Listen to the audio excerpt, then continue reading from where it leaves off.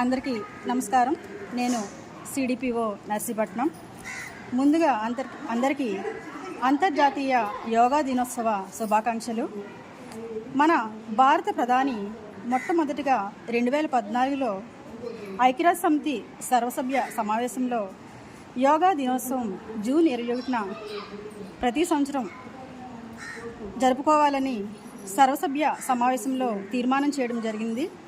దీనికి దాదాపు అన్ని దేశాలు కూడా అంగీకరించడం జరిగింది. అప్పటి నుండి కూడా ప్రతి సంవత్సరం జూన్ 21వ తారీఖున మనం అందరం కూడా యోగా దినోత్సవాన్ని సెలబ్రేట్ చేసుకుంటున్నాం.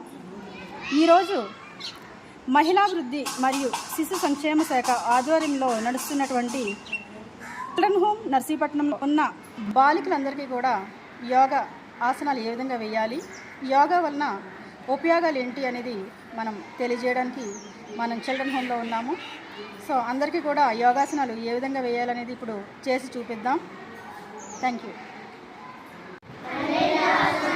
పేర్లు చెప్తాను, ఇప్పుడు రిపీట్ చేయాలి నాతో, ఓకేనా?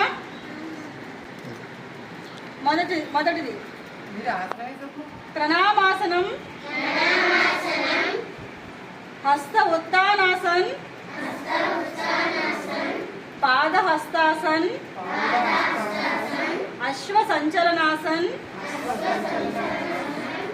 పర్వతాసన్, అష్టాంగ నమస్కారాసన్, భుజంగాసన్, పర్వతాసన్, అశ్వ సంచలనాసన్,